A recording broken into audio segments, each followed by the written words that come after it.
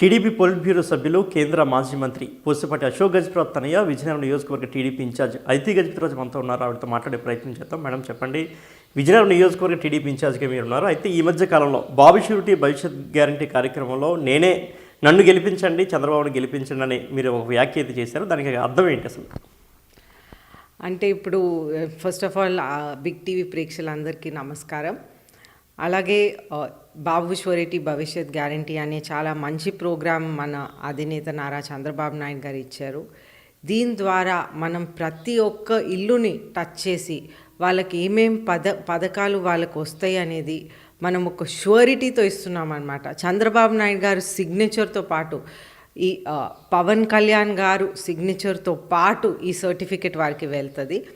అయితే కొంతమందికి డౌట్ ఏమొచ్చిందంటే, ఇప్పుడు అప్పుడప్పుడు కొన్ని ఏరియాస్లో కొంతమంది నాయకులు వచ్చేస్తున్నారు ఎలక్షన్స్ అప్పుడు, దాని తర్వాత వాళ్ళు కనిపించరు అనేది ఒక ఫీడ్బ్యాక్ వాళ్ళకి వెళ్ళింది లాస్ట్ టైం.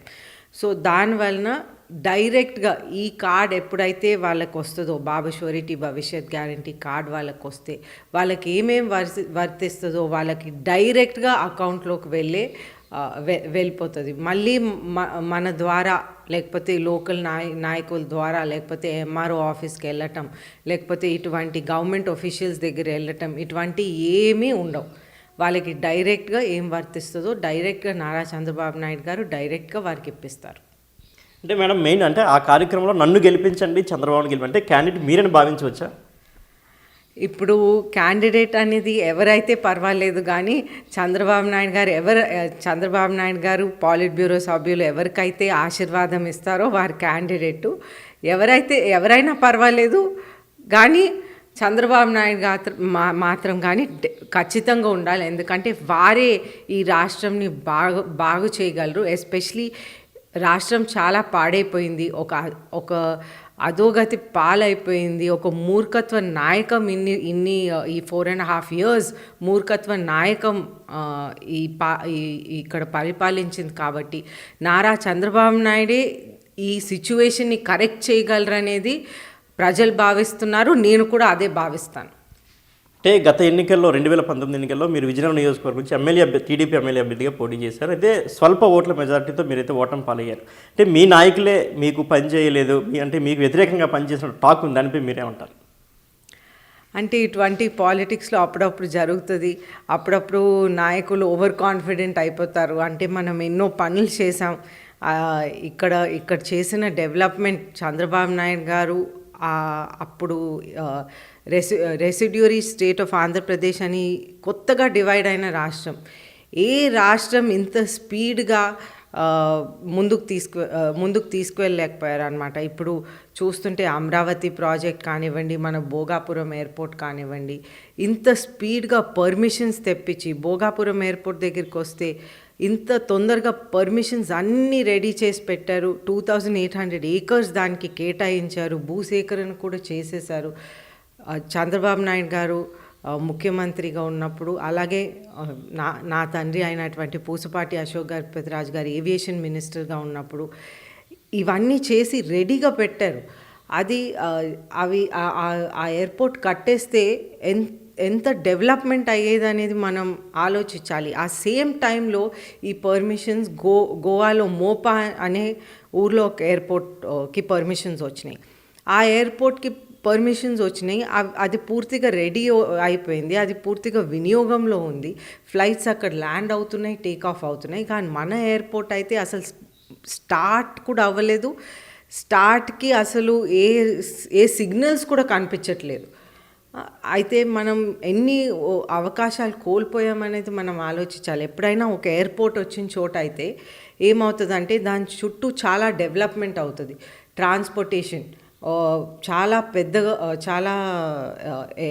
చాలా ఎక్కువగా వినియోగంలోకి వస్తుంది. ఫర్ ఎగ్జాంపుల్ ఆటోస్ కానివ్వండి, టాక్సీస్ కానివ్వండి, బస్సెస్ కానివ్వండి, లేకపోతే ఆ చుట్టుపక్కల టిఫిన్ షాప్స్, హోటల్స్, ఎన్నో ఫార్మసీ ఇంకా డెవలప్ అవుతుంది. అంటే సపోజ్ ఇక్కడ మెడిసిన్స్ తయారు చేసి ఎక్కడైనా ఆ ఎయిర్పోర్ట్లో కార్గో కూడా ఉంది. సో మెడిసిన్స్ తయారు చేసి అబ్రాడ్ పంపించవచ్చు. అదే కాకుండా మనకి రైతులకు చూస్తే ఈ ప్రాంతం స్పెషలీ చాలా ఎక్కువ మామిడి, జీడి, కొంతవరకు చెరుకు, ఇటువంటి అన్ని క్రాప్స్ ఉంటాయి అన్నమాట.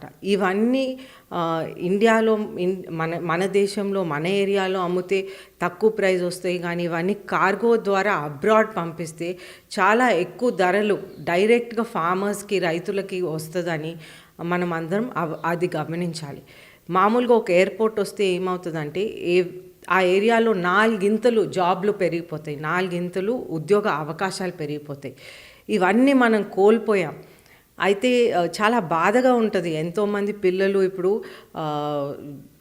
డిగ్రీ చదివి ఎన్నో రంగాల్లో చదివి వాళ్ళు వచ్చి జాబ్లు లేకుండా వాళ్ళు ఊరికనే అలాగ ఉన్నారు. ఇప్పుడు వాళ్ళకి రైతు చేసే పనులు వాళ్ళకి తెలీదు. బికాజ్ వాళ్ళు చదువుకున్నారు కాబట్టి ఈ లైన్లో వాళ్ళు వెళ్ళిపోయారు. ఈ ఒక్క ఎయిర్పోర్టే కాదు, నారా చంద్రబాబు నాయుడు గారు ఇక్కడ మనం విజయనగరం వైజాగ్ మధ్యన, అంటే విజయనగరం వైజాగ్ మధ్యన అంటే కొంతమంది డైలీ వెళ్ళి రావచ్చు కూడా. అక్కడ ఒక అదాని డేటా కేబుల్ సెంటర్ కూడా పెట్టడం జరిగింది. అది సీ కింద నుంచి కేబుల్స్ వస్తాయి. అటువంటి డెవలప్మెంట్ చేసిన మనిషిని మనం తీసేసాం, మనం ముఖ్యమంత్రిగా మళ్ళీ ఎన్నుకోలేదంటే అది మన బ్యాడ్ లక్. మన బ్యాడ్ లక్ కాకపోతే ఇంకా మనం ఇంకేమీ దానికి చెప్పడానికి లేదు. అలాగే ఫ్రాంక్లిన్ టెంపుల్టన్ గ్రూప్ తెచ్చారు, అలాగే లులు సెంటర్ తెచ్చారు. ఈ పరిశ్రమలన్నీ పారిపోయినాయి ఇక్కడి నుంచి. అది ఎంత వారు చేసిన కృషి వేస్ట్ అయింది అనేది నాకు అనిపిస్తుంది. మేడం, మీరు ప్రధానంగా డెవలప్మెంట్ గురించి మాట్లాడుతున్నారు, ప్రజలే నష్టపోయారు దీనివల్లనే చెప్తున్నారు. అయితే స్థానిక ఎమ్మెల్యే కోలగట్ల వీరభద్రస్వామి కావచ్చు, లేదంటే మిగతా వైసీపీ నాయకులు కావచ్చు, చంద్రబాబు హయాంలో కావచ్చు, లేదంటే మీ తండ్రి అశోక్ గజపతిరాజు హయాంలో కావచ్చు, జిల్లాని ఇటువంటి విధంగా కూడా అభివృద్ధి చేయలేదు, వెనకబడతనానికి వారే కారణమని విమర్శిస్తున్నారు. దానిపై మీరేమంటారు? ఊరికనే ఆయన విమర్శలు చేయాలని చేస్తూ ఉన్నారు, కానీ ఆయన ఏం చేశాడో చెప్పాలి. ఆయన ఒక శాంక్షనింగ్ చేయకుండా ఎన్నో కొబ్బరికాయలు కొట్టేసి శంకుస్థాపనలు చేశారు. దాని ఒక శాంక్షనింగ్ చూపెట్టమనండి ఆయన ఏమీ ఒక్క శాంక్షనింగ్ కూడా చూపెట్టలేదు. సో ఆయన ఏదో విమర్శలు చేయాలని చేస్తున్నాడు. అలాగే చెప్పేవాడు ముందు కూడా, మన ఇంట్లో కుక్కలు ఉన్నాయి అందరికీ భయం రావటానికి. కానీ నేను ఏదో ఫోటోలో చూశాను, ఆయన ఇంట్లో కూడా కుక్క ఉంది. అంటే మీరే కనుక వచ్చే ఎన్నికల్లో టీడీపీ తరపు నుంచి అభ్యర్థి అయితే ఈ నియోజకవర్గం నుంచి ఆయనతో మీరు పోటీ పడాల్సిన అవసరం ఉంది. సో మీరు ప్రజలకు ఎటువంటి అష్యూరెన్స్ ఇస్తే ప్రజల్లోకి వెళ్తారు? ప్రజలకైతే పూర్తిగా వైసీపీ ప్రభుత్వం మీద నమ్మకం పోయింది. అదైతే చాలా క్లియర్గా అర్థమైపోతుంది. ఇప్పుడు ఒక మనిషి ఒక పార్టీతో పాటు ఉన్నారండి. ఇండిపెండెంట్గా అయితే నేను నిలబడను. ఒకవేళ మన పార్టీతో పాటు ఉంటేనే నేను నిలబడతాను. ఒకవేళ నారా చంద్రబాబు నాయుడు గారు నాకు ఆ ఆశీర్వాదం ఇచ్చి మీరు నిలబడండి అని నన్ను చెప్తే నేను నిలబడతాను. అలాగే ప్రజలు నాకు ఆశీర్వాదం ఇచ్చి నన్ను గెలిపిస్తే నేను గౌరవంగా ఒక ఎమ్మెల్యే అయి ప్రజలకి ఏం అవసరాలు ఉన్నాయో అవి పరిశీలించి నా శక్తి మేరకు నేను ప్రజల కోసం చేస్తాను. అంటే మీకు ఎటువంటి అష్యూరెన్స్ లేకుండా నన్ను గెలిపించండి, చంద్రబాబుని గెలిచిన వ్యాఖ్యలు చేశారు, లేదంటే నేను పవన్ కళ్యాణ్ ఇద్దరు అసెంబ్లీకి వెళ్తాము ఖచ్చితంగా వ్యాఖ్యలు చేశారు. ఎటువంటి అష్యూరెన్స్ లేకుండానే అంటే అది ఇప్పుడు నేను ప్రస్తుతం ఇన్ఛార్జ్గా ఉన్నాను. అయితే మనం చూస్తుంటే ఇప్పుడు వాళ్ళు పెద్దలు డిసైడ్ చేయాలి. ఎక్కడైతే జనసేన ఉంటుంది, ఎక్కడైతే టీడీపీ ఉంటుంది, ఇవన్నీ పెద్దలు డిసైడ్ చేయాలి. కానీ అది జస్ట్ నాకు ఇచ్చినా పర్వాలేదు, నాకు ఇవ్వకపోయినా పర్వాలేదు, కానీ నారా చంద్రబాబు నాయుడు గారు అయితే ముఖ్యమంత్రి అవుతేనే మన రాష్ట్రం బాగుపడుతుంది. మనం ఇప్పుడు చూస్తుంటే మనకి స్టేట్ డివైడ్ అయినప్పుడు కూడా 10 years అయిపోయింది. 10 years వరకు మనం చాలా సౌకర్యాలు కలిపి వాడవచ్చు. ఆ సౌకర్యాలన్నీ 10 years అయిపోతుంది కాబట్టి అవన్నీ వాడలేం మనం ఇప్పుడు. అయితే ఇప్పుడు నా ఒపీనియన్లో అంత అనుభవం ఉన్న నాయకుడు ఓన్లీ నారా చంద్రబాబు నాయుడు గారే ఈ రాష్ట్రంని రక్షించగలడని నా ఒపీనియన్. చాలామంది ప్రజలకు కూడా అదే ఒపీనియన్. అయితే మీరు ఇలా అంటున్నారు, వైసీపీ వాళ్ళు మాత్రం అనేక రకాల సంక్షేమ కార్యక్రమాలు ఇచ్చారు, దేశంలో ఎప్పుడు ఏ నాయకుడు ఇవ్వలేని సంక్షేమ కార్యక్రమాలు మేము అమలు చేస్తాం, అదేవిధంగా రాష్ట్రానికి కూడా అభివృద్ధి చేసిన వాళ్ళు చెప్తున్నారు. దానిపై మీరేమంటారు? దానిపై నేనేం చూశానంటే వాళ్ళు సంక్షేమం అన్నారు, కానీ సంక్షేమం పేరుకి ఏదో ఒకటి ఇచ్చారు. ఇవ్వలేదని కాదు, వాళ్ళు ఏదో ఒకటి ఇచ్చారు. అప్పుడు ఏమైందంటే మనం ఇక్కడ ఒక యాజిటేషన్ కూడా చేయటం జరిగింది. అప్పుడు ఏమైందంటే ఇంక్లూడింగ్ వికలాంగులతో సహా కొంతమంది పెన్షన్లు తీసేశారు. ఆ టైంలో మనం ఒక యాజిటేషన్ చేసాం, మనతో పాటు వికలాంగులు కూడా వచ్చారు. అప్పుడు అప్పుడు బొత్స సత్యనారాయణ గారు ఒక కమిటీ వేసి, ఎంక్వైరీ కమిటీ వేసి ఈ కరెక్షన్స్ అన్నీ చేస్తామని చెప్పారు. ఆ ఎంక్వైరీ ఆ తర్వాత దాని గురించి ఊసే లేదు. అయితే ఎంక్వైరీ కమిషన్ ఊసే లేదని మీరు అంటున్నారు. అయితే వైసీపీ చేసిన తప్పులపై మీరు ఏ విధంగా పోరాటం చేశారంటే మీరు ఏం చెప్తారు? ఇప్పుడు వైసీపీ అయితే అన్ని విధాలుగా తప్పులే చేశారండి. మనం ఎలక్ట్రిసిటీ కరెంట్ చూస్తుంటే కరెంట్లో కూడా వాళ్ళు ఏం చేయలేదు. అది బ్యాక్వర్డ్స్గా ఒక 30 years బ్యాక్ లాగా తీసుకువెళ్ళిపోయారు. కరెంట్ ప్రైస్ రైజ్ కూడా చాలా ఎక్కువగా ఉంది. ప్రజలు రోజు వాళ్ళు కట్టే బిల్లు ముందు ఎంత ఉన్నదో ఇప్పటికి ఒక 5 times పెరిగిపోయింది. అది చూపెట్టి వాళ్ళ సంక్షేమ కార్యక్రమాలు తీసేస్తున్నారు. వాళ్ళకి ఇంత కరెంట్ బిల్లు వచ్చింది, ఈ సంక్షేమం వారికి అవసరం లేదు అని అది తీసేస్తున్నారు. అయితే మేడం, ఇందులో మీరు జనసేన ప్రస్తావన తీసుకొచ్చారు. జనసేన కూడా వైసీపీతో పాటు గత ఎన్నికల్లో మీకు అపోజిషన్గా ఉన్నారు. సో ప్రస్తుతం మీరు వారితో కలిపి కార్యక్రమాలు చేస్తున్నారు, వారు కూడా మీతో కలిపి కార్యక్రమాలు చేస్తున్నారు. సో ఎలా అనిపిస్తుంది మీకు? అంటే జనసేన వైసీపీ అనేది అది మాతో సంబంధం లేదు. మనకి పైనుంచి నారా చంద్రబాబు నాయుడు గారు తెలుగుదేశం పార్టీ పాలిట్ బ్యూరో సభ్యులు వాళ్ళు డిసైడ్ చేసి టీడీపీ జనసేన కలిసి ఉంటాయని ఈ ఎలక్షన్ కోసం మాకు ఆదేశాలు ఇచ్చారు. అయితే వాళ్ళు ఏం చెప్పిందో మనం ఒక పార్టీ లైన్ తీసుకొని వాళ్ళు ఏం చెప్పిందో దాని ప్రకారం వెళ్తాం. మన టీడీపీ దగ్గరికి వచ్చినప్పటికి నేను టీడీపీతో పుట్టాను, 82లో పుట్టాను. సో టీడీపీ పుట్టినప్పుడు నేను పుట్టాను, టీడీపీతో అదే విధంగా నేను పెరిగాను. సో టీడీపీ నాకు ఒక కుటుంబం, నా ఫ్యామిలీ అది. సో న్యాచురల్గా టీడీపీతో నాకు చాలా ఎక్కువ అటాచ్మెంట్ ఉంటుంది. నందమూరి తారక రామారావు గారితో అటాచ్మెంటు, అలాగే చంద్రబాబు నాయుడు గారితో అటాచ్మెంటు, అలాగే టీడీపీ నాకు ఒక కుటుంబం. సో సెకండ్ వేవ్ కరోనా తర్వాత అయితే గజప్రజ ఎక్కడ కనిపించలేదు, మళ్ళీ ఎన్నికలు వస్తున్నాయి కాబట్టి ఆమె వస్తున్నారు అని అయితే ఒక వాదన ఉంది. దానిపై మీరు నాకు చిన్న హెల్త్ ప్రాబ్లమ్స్ ఉండాలండి. నాకు ఎస్పెషలీ థర్డ్ వేవ్లో నాకు కరోనా కొద్దిగా బాగా ఎక్కువగా కొట్టింది. నాకు కొన్ని ప్రాబ్లమ్స్ ఉండాలి. నేను దానికోసం ఆయుర్వేదిక్ ట్రీట్మెంట్కి కూడా వెళ్ళాను. ఇప్పుడు ఆ తర్వాత నేను బాగా కొద్దిగా హెల్త్ ఇప్పుడు బాగానే ఉన్నాను. సో గత ఎన్నికల్లో మీతో పనిచేయడానికి కొంతమంది అంటే ఇక్కడ బంగ్లాలో ఉంటున్నటువంటి కొంతమంది నాయకులే వ్యతిరేకించినటువంటి పరిస్థితి అయితే ఉంది. ఈసారి వాళ్ళతో కలిసి ఎలా ఉండబోతుంది మీ ప్రయాణం, అంటే ఈ రాజకీయ ప్రయాణం? అందరినీ ఫోగివ్ చేసి మనం ముందుకు తీసుకువెళ్ళాలి. బికాజ్ మనం నారా చంద్రబాబు నాయుడు గారిని దృష్టిలో ఉంచుకొని, మన రాష్ట్ర భవిష్యత్ దృష్టిలో ఉంచుకొని, మన నారా చంద్రబాబు నాయుడు గారిని ముఖ్యమంత్రి చేయటానికి కృషి చేయాలి. కాబట్టి మనం ఏ తప్పులు జరిగినా ఆ తప్పులన్నీ మనం వదిలేసి మనం అందరం కలిసి కట్టుగా పనిచేసి ముందుకు తీసుకువెళ్ళాలి. స్థానిక ఎమ్మెల్యే కోలగట్ల వీరభద్రస్వామి గత 2 ఏళ్ల నుంచి మీపై ప్రత్యేకమైన విమర్శలు చేస్తున్నారు. కరోనా కష్టకాలంలో అశోక్ బంగ్లాకి తాళాలు వేసి ఎవరిని రావద్దని అయితే బయటికి గెంటేశారు. కానీ కోలగట్ల వీరభద్రస్వామి కుటుంబం మాత్రం మేము ఉన్నాము, ప్రజలకు అండగానైతే భరోసా ఇచ్చిందని అయితే అని చెప్తున్నారు. దానిపై మీరేమంటారు? అంటే మనం మయూరి జంక్షన్లో చూసాం కదండి, ఒక వీడియో వైరల్ అయింది. అప్పుడు ఆయన ఎంత మంచి భాష వాడి అందరినీ ప్రజల్ని తిట్టడం, అదేమైనా అవసరమా? అసలు వాళ్ళే అందరినీ ఇంట్లో ఉండమన్నారు. అంటే ఒక ప్రభుత్వం ఆదేశం అది. వాళ్ళే అందరినీ ఇంట్లో ఉండమన్నారు. బికాస్ కరోనా ఆ టైంలో ఇంకేం మెడిసిన్స్ లేవు, హాస్పిటల్స్ ఎక్కువ ఫుల్ అవుతాయని డాక్టర్స్ కూడా అప్పుడు చాలా ఇబ్బందులు పడ్డారు. డాక్టర్స్ కూడా, ఎందుకంటే వాళ్ళకి నిద్ర లేక ఎంతో డే అండ్ నైట్ వాళ్ళు పనిచేసి ఎంతో కష్టపడ్డారు. ఆ ప్రైమ్ మినిస్టర్ గారు కూడా ఒక పిలుపునిచ్చారు అందరినీ ఇంట్లో ఉండమని. ఇప్పుడు మీ అందరికీ తెలుసు ఇది పార్టీ కార్యాలయం, మన బంగ్లా కూడా కానీ పార్టీ కార్యాలయం కూడా. సో డైలీ ఎంతోమంది వస్తూ పోతూ ఉంటారు. అయితే ఈ కరోనా కొద్దిగా అరెస్ట్